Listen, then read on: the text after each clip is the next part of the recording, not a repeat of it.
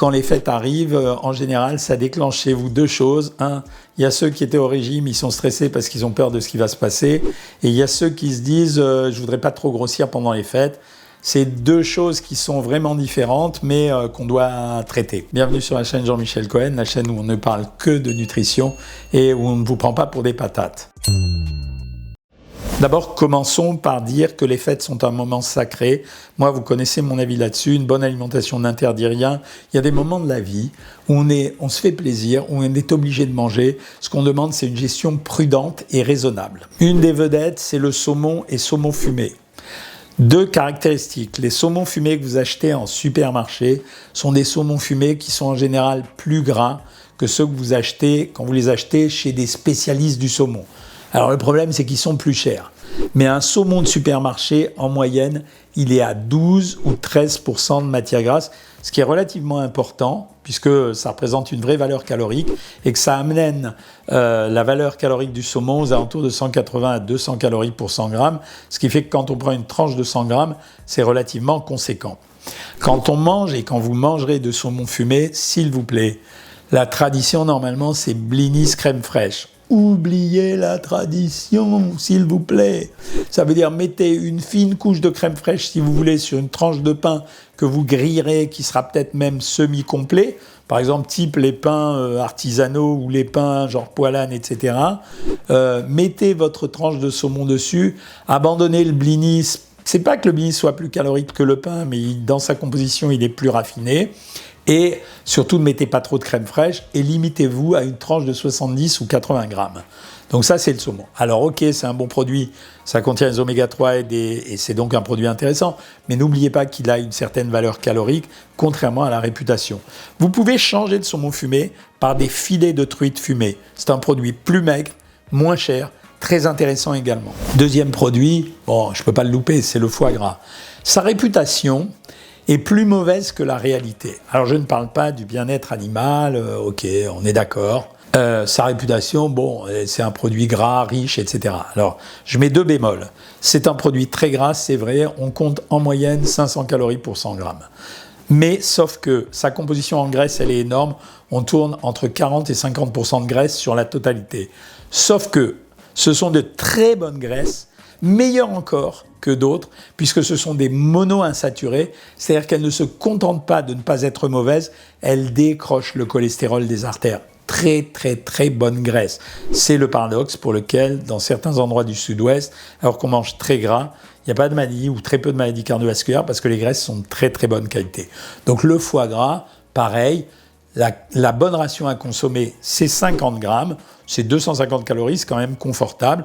Et pareil, épargnez-moi la brioche et le petit verre de Porto avec.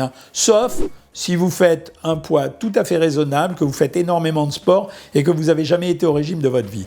Il y a les produits très sympas à manger pendant les fêtes qui sont les crustacés. Ils ont deux avantages. Cher, très satiétogène, c'est très rassasiant, il y a beaucoup de mâche.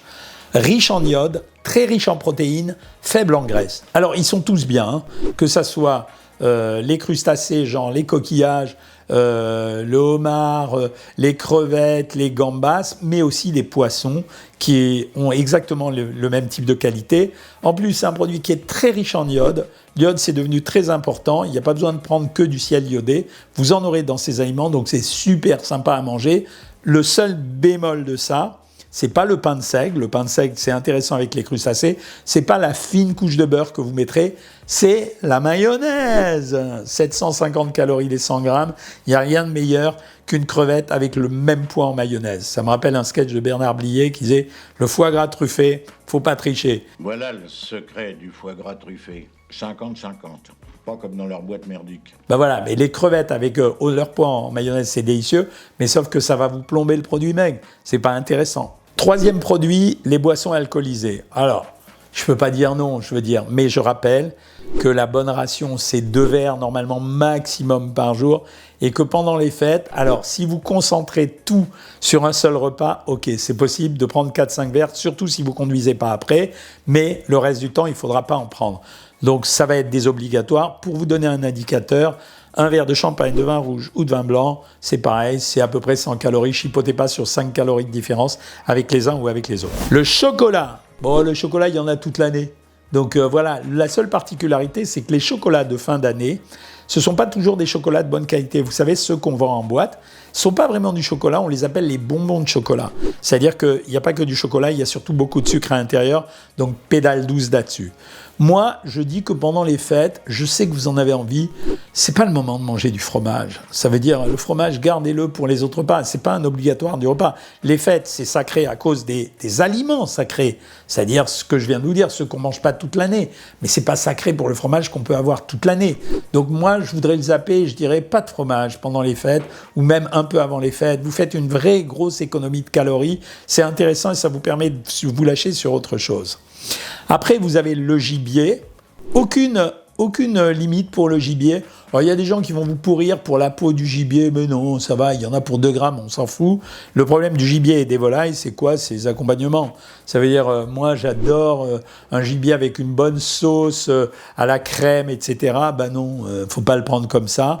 Donc, ça veut dire faut privilégier le produit plutôt que privilégier la sauce. Et après, les accompagnements, ben oui, on va manger des marrons. Le seul truc, c'est que quand vous faites des marrons, prenez plutôt des marrons grillés que des marrons qui ont fondu dans la graisse ou dans l'huile. Alors, vous pouvez les laisser utiliser la graisse de votre volaille si vous l'avez cuisiné au four, mais ne rajoutez pas de sauce en plus.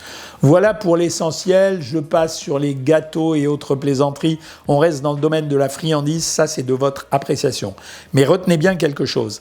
Avant les fêtes, ne faites pas de régime difficile. Faites plutôt un régime normo-équilibré.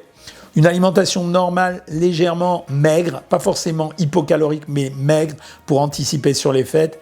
Laissez passer les fêtes, écoutez les conseils que je vous ai donnés et ensuite on se revoit après les fêtes pour savoir ce qu'on va faire. Si vous avez aimé la vidéo, vous likez, vous partagez, vous abonnez, etc. Commentaires, critiques. Et moi, je vous dis à bientôt les amis.